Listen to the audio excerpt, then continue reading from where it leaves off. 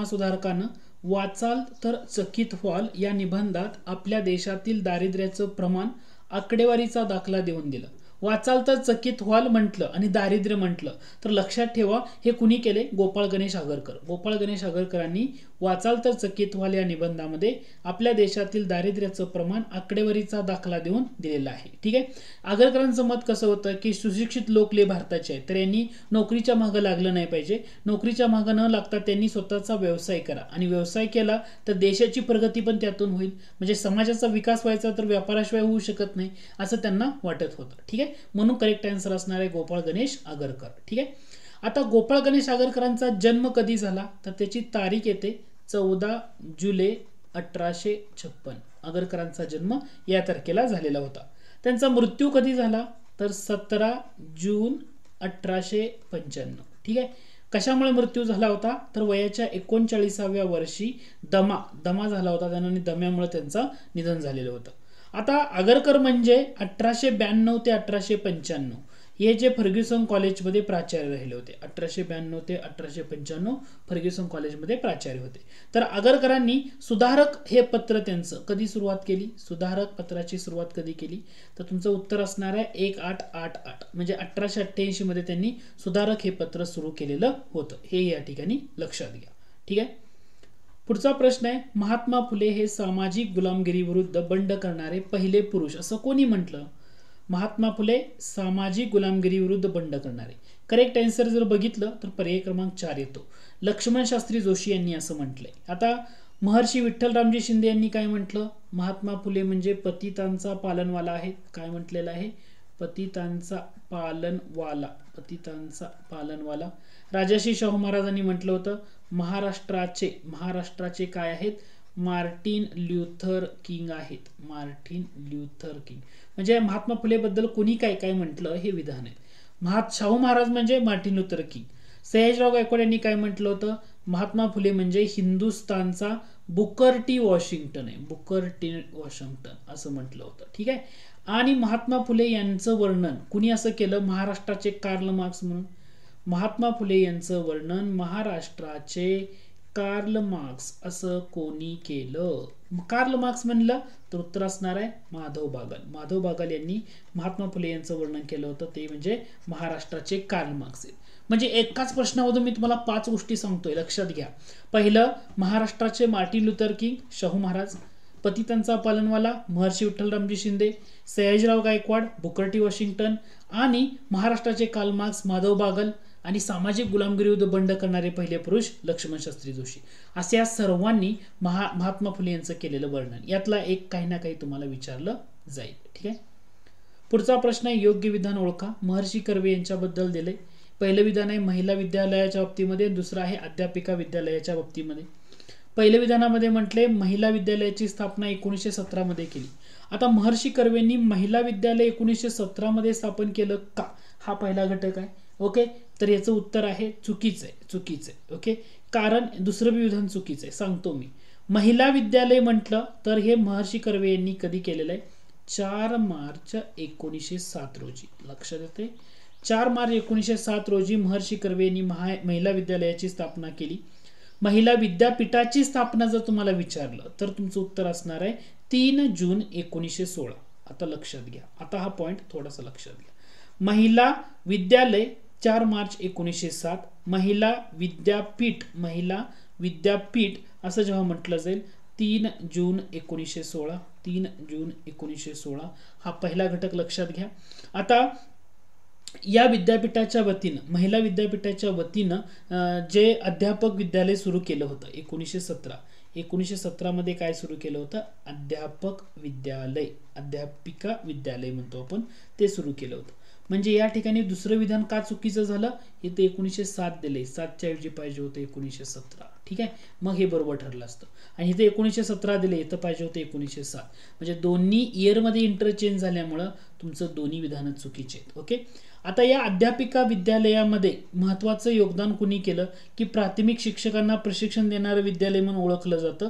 त्यामध्ये श्रीमती पार्वतीबाई आठवले यांचं नाव महत्वाचं आहे. श्रीमती पार्वतीबाई आठवले हे नाव इथं लक्षात घ्या, कारण पार्वतीबाई आठवले यांचं नाव जेव्हा त्यांचं निधन झालं ना 1955 मध्ये, तर 1955 मध्ये या अध्यापिका विद्यालयाला नाव दिलं पार्वतीबाई यांचं, म्हणून ते विद्यालय झालं पार्वतीबाई अध्यापक विद्यालय, अध्यापिका विद्यालय.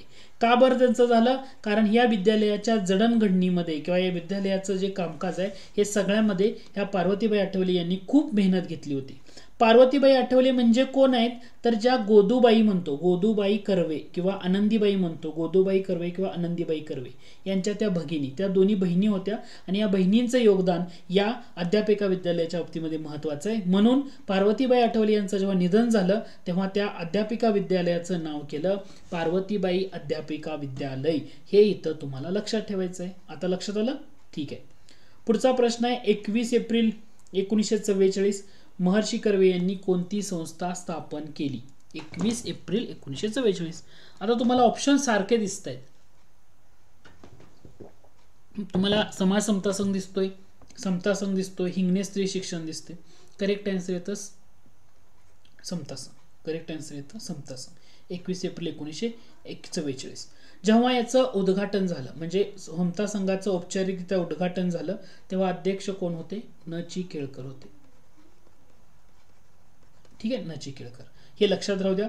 समता संघाच्या तत्वांचा प्रसार करण्यासाठी महर्षी कर्वे यांनी पत्र सुरू केलं, त्याचं नाव होतं मानवी समता.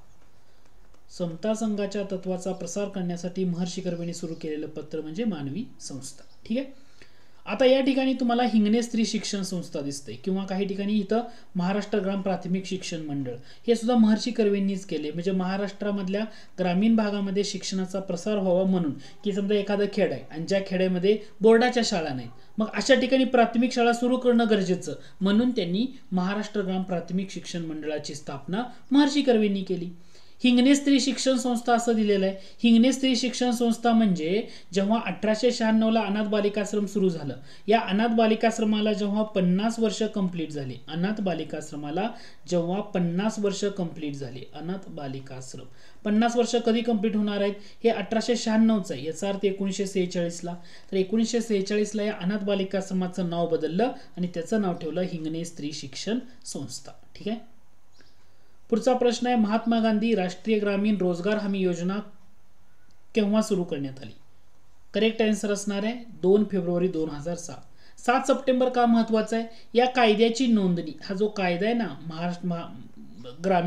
राष्ट्रीय ग्रामीण रोजगार हमी योजनेचा कायदा, त्याची नोंदणी 7 सप्टेंबरला आणि अंमलबजावणी 2 फेब्रुवारी 2006. 1 एप्रिल 2008 ला काय केलं? तर संपूर्ण देशभरामध्ये लागू केली. 1 एप्रिल 2008 ला संपूर्ण देशभरामध्ये लागू केलं. जेव्हा 2 फेब्रुवारी 2006 ला सुरुवात केली तेव्हा फक्त देशातल्या 200 जिल्ह्यांमध्येच ही योजना सुरू केली होती आणि 1 एप्रिल 2008 पासून काय केलं? पूर्ण भारतभर लागू केली. 2 ऑक्टोबर 2009 ला गांधीजींचं नाव दिलं, म्हणून त्याला मनरेगा असं म्हणतात. अगोदर नरेगा म्हटलं जायचं, तसं मनरेगा. 140वी जयंती होती महात्मा गांधीजी यांची 2 ऑक्टोबर 2009 ला आणि तेव्हा महात्मा गांधीजींचं नाव दिलं. ठीक आहे. पुढचा प्रश्न आहे मानव जातीसाठी एक धर्म एक जात एक परमेश्वर अशी घोषणा कोणी केली? करेक्ट आन्सर येतं नारायण गुरु. स्ट्रेट फॉरवर्ड आहे. 1872 मध्ये the native civil marriage act pass होण्यास खालीलपैकी कोणाचं महत्वाचं योगदान आहे? नेटिव्ह मॅरेज सिव्हिल ऍक्ट आणि 1872. करेक्ट आन्सर येतं केशवचंद्र सेन. ओके. त्यांनी सुलभ समाचार नावाचं पत्र सुरू केलं 1870. ते पण लक्षात ठेवा. सुलभ समाचार, केशवचंद्र सेन, 1870. आता ब्राह्मण समाजामधला कोणता गट हा केशवचंद्र सेन यांच्या अंडरखाली होता? तर तो म्हणजे भारतीय ब्राह्मण समाज. जो फुटला होता 1865 ला, तो फुटलेला गट त्यांच्या बाजूने होता, भारतीय ब्राह्मण समाज. हे लक्षात ठेवा. आधी ब्राह्मण समाज म्हणलं की टागोर, ओके, देवेंद्रनाथ, पण भारतीय ब्राह्मण समाज म्हणलं की केशवचंद्र सेन. ठीक आहे. ओके.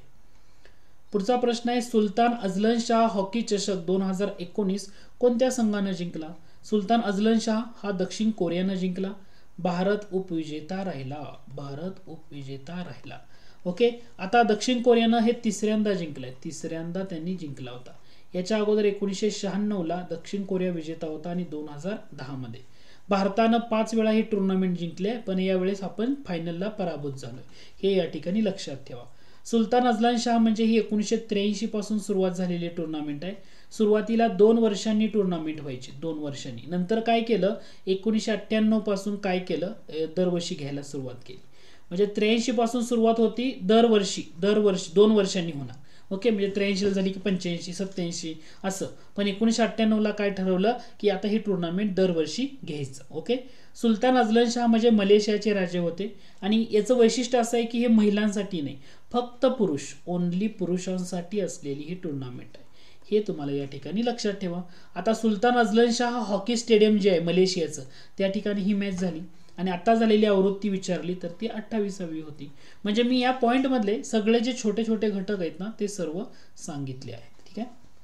पुढचा प्रश्न आहे, पुढीलपैकी कोणतं विधान चुकीचं आहे ते ओळखा.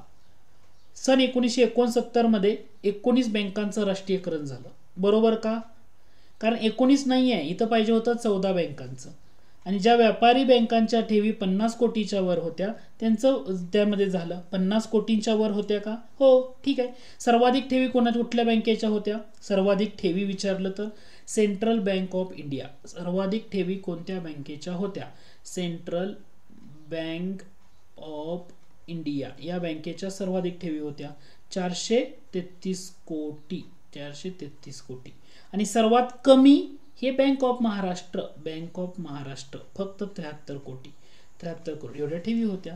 आता याच्यानंतर 15 एप्रिल 1980 ही तारीख लक्षात घ्या. 15 एप्रिल 1980 6 बँकांचं राष्ट्रीयकरण करण्यात आलं आणि या 6 बँकांमधल्या ठेवी जर विचारलं तर ते किती कोटी रुपयापेक्षा जास्त होत्या? 200 कोटी रुपयापेक्षा जास्त होत्या.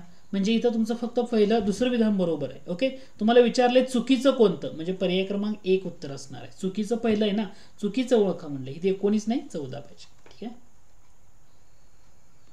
पुढचा प्रश्न आहे, योग्य विधान ओळखा. पहिलं विधान आहे, बेरुबारी संघ खटल्यात सर्वोच्च न्यायालयानं म्हटलं की सरनाम्यातून राज्यघटनेचा साधारण हेतू दिसतो म्हणून तो राज्यघटनेचा भाग आहे. बेरुबारी खटला म्हटलं तर सरनामा राज्यघटनेचा भाग नाही असं म्हटले, म्हणजे पहिलं विधान चुकीचं आहे. केशवानंद भारती खटल्यात सर्वोच्च न्यायालयाने बेरुबारी संघ खटल्यात घेतलेला निर्णय योग्य असल्याचं पुन्हा प्रतिपादन केलं नाही. दोन्ही विधानं चुकीचे आहेत. बेरुबारी संघ खटल्यामध्ये असं म्हटलं होतं सरनामा राज्यघटनेचा भाग नाही. केशवानंद भारती खटल्यामध्ये म्हटलं होतं सरनामा राज्यघटनेचा भाग आहे. याचा अर्थ दोन्ही विधानं रिव्हर्स आहेत, चेंज आहेत. म्हणजे इथं तुमचं पर्याय क्रमांक 4 दोन्ही विधानं चूक आहेत. ठीक आहे. पुढचा प्रश्न आहे, भारतातली पहिली राष्ट्रीय मानसिक आरोग्य पुनर्वसन संस्था कोणत्या राज्यात उभारली जाते? राज्य मानसिक आरोग्य पुनर्वसन संस्था मध्य प्रदेश. ठिकाण कोणतं? शेरपूर. मध्य प्रदेश. ठिकाण कोणतं? शेरपूर. पुढचा प्रश्न आहे, भारताचं नियंत्रक व महालेखा परीक्षक घटनेच्या डॅश डॅश मधील प्रकरण 5 मध्ये कलम 148 ते 151 भाग कोणता? कॅग म्हणजे भाग कोणता असणार आहे? 5वा असणार आहे का? भाग 5. भाग 5. ओके. पुढचा प्रश्न आहे, महात्मा फुले यांनी बाल हत्या प्रतिबंधक ग्रहाची स्थापना केव्हा केली? बाल हत्या प्रतिबंधक ग्रह 1863. पहिला विधवा गोखलेंच्या बागेत पुण्यामध्ये विधवा पुनर्विवाह घडवून आणला त्यांनी 64ला आणि 1865ला त्यांनी काय केलं? नाभिक वर्गाचा संप घडवून आणला. म्हणजे हे 1863 करेक्ट आहे. बाल हत्या प्रतिबंधक ग्रह. पोस्ट पद्धतीची सुरुवात 1766 मध्ये कोणी केली? पोस्ट पद्धत 1766 रॉबर्ट क्लाइव्ह. ठीक आहे. पुढचा प्रश्न आहे, भारतातील सनदशीर व घटनात्मक चळवळीचे उद्गाते या शब्दात राजाराम मोहन रॉय यांचे वर्णन कोणी केले? तर यांचं वर्णन कोणी केलं? सनदशीर व घटनात्मक चळवळीचे उद्गाते सुरेंद्रनाथ बॅनर्जी यांनी केलं. कोणी केलं? सुरेंद्रनाथ बॅनर्जी यांनी केलं. पुढचा प्रश्न आहे, राज्य पुनर्रचना अधिनियम 1956 नुसार संपूर्ण देशाचं विभाजन कसं झालं? त्या कायद्यानुसार कसं झालं? तर इथं 22 आणि 9, 17 आणि 7, 16 आणि 6 म्हणजे यातलं कोणतंच बरोबर नाही. कारण 14 राज्य आणि युनियन टेरिटरी किंवा केंद्रशासित प्रदेश किती? तर इथं 6 केंद्रशासित प्रदेश. असा एकही पर्याय तुम्हाला त्यामध्ये दिसत नाही. 14 राज्य आणि 6 केंद्रशासित. म्हणून पर्याय क्रमांक 4 हे तुमचं करेक्ट आन्सर असणार आहे. पुढचा प्रश्न आहे, आयसीसी महिला T20 विश्वचषक स्पर्धा 2020 ऑस्ट्रेलियानं जिंकली. ऑस्ट्रेलियानं कितव्यांदा स्पर्धा जिंकली? 5व्यांदा. लक्षात घ्या, ऑस्ट्रेलियानं 5व्यांदा. पुढचा प्रश्न आहे, लॉरियस स्पोर्ट्स पुरस्कार 2020 सर्वोत्तम पुरुष खेळाडूचा पुरस्कार कोणाला देण्यात आला? Lewis Hamilton, Messi, Ronaldo. तर करेक्ट आन्सर आहे पर्याय क्रमांक 4. तर लोरियस स्पोर्ट्स पुरस्कार जो 2020चा होता तो विभागून दिलाय. लुईस हॅमिल्टन पण आहे आणि लिओनेल मेस्सी हा पण आहे. ठीक आहे. पुढचा प्रश्न आहे, खालीलपैकी कोणत्या कालावधीमध्ये भारताची पहिली कापड गिरणी, ताग गिरणी आणि कोळसा खाण झाली. म्हणजे तुम्हाला लक्षात आलं पाहिजे 50-55चा पिरियड असला पाहिजे या ठिकाणी. ओके, 1855 किंवा पहिली कापड गिरणी 54-53, म्हणजे तुमचं 50 ते 55 हाच पिरियड येणार आहे की ज्या ठिकाणी झालं. ठीक आहे. पुढचा प्रश्न आहे, खालीलपैकी एक ब्रिटिश नेता आणि संसद सदस्यांना स्वीकारलं की 1857चा उठाव एक विद्रोह नसून तो राष्ट्रीय उठाव होता. जेव्हा राष्ट्रीय उठाव आणि 1857च्या उठावामध्ये बघितलं जातं तर एक इतिहासकार आहेत, पन्नीकर म्हणून आहेत इतिहासकार, त्यांचं नाव लक्षात घ्यायचं, त्यांनी सुद्धा तसंच म्हटलं होतं. आणि दुसरी व्यक्ती आहे ते Benjamin Disraeli. Okay, Benjamin Disraeli. ह्या दोघांवर परीक्षेला बऱ्याच वेळा प्रश्न विचारला होतो. राष्ट्रीय उठाव म्हटलं पन्नीकर, बेंजामिन डिझराएली. ठीक आहे. पुढचा प्रश्न आहे, कोणत्या देशानं 2026 सालाच्या अखेरपर्यंत चंद्रावर पहिली अणुभट्टी योजना आकारली आहे. ओके, अणुभट्टी उभारण्याची योजना चंद्रावर अमेरिकेने केली. अमेरिकेला लक्षात राहू द्या. पुढचा प्रश्न आहे, परीक्षा अर्जामध्ये तृतीयपंथी पर्यायाचा समावेश करणारं देशातलं पहिलं राज्य कोणतं. तृतीयपंथी पर्याय आसाम. आसाम सिंपल आहे. पुढचा प्रश्न आहे, जम्मू काश्मीरमधील विधान परिषद खालीलपैकी कोणत्या तारखेपासून बरखास्त झाली. बरखास्त म्हणजे तुमचा तो घटकच संपला. जम्मू काश्मीर युनियन टेरिटरी अंमलबजावणी कधीपासून, 31 ऑक्टोबर, म्हणजे तुमचं उत्तर असणार आहे 31 ऑक्टोबर 2019 पासून. लक्षात घ्या, बरखास्त झाली म्हणजे जम्मू काश्मीर हे युनियन टेरिटरी म्हणून याची अंमलबजावणी जेव्हापासून झाली तेव्हापासून, म्हणजे 31 ऑक्टोबर 2019. पुढचा प्रश्न आहे, कोणत्या घटना दुरुस्तीनुसार एक व्यक्ती 2 किंवा अधिक घटक राज्यांचा राज्यपाल असू शकतो. कोणती घटना दुरुस्ती आहे. 1956ची 7वी, 55ची 7वी येणार नाही, 56ची 7वी येणार आहे. लक्षात ठेवा या घटना दुरुस्तीनुसार.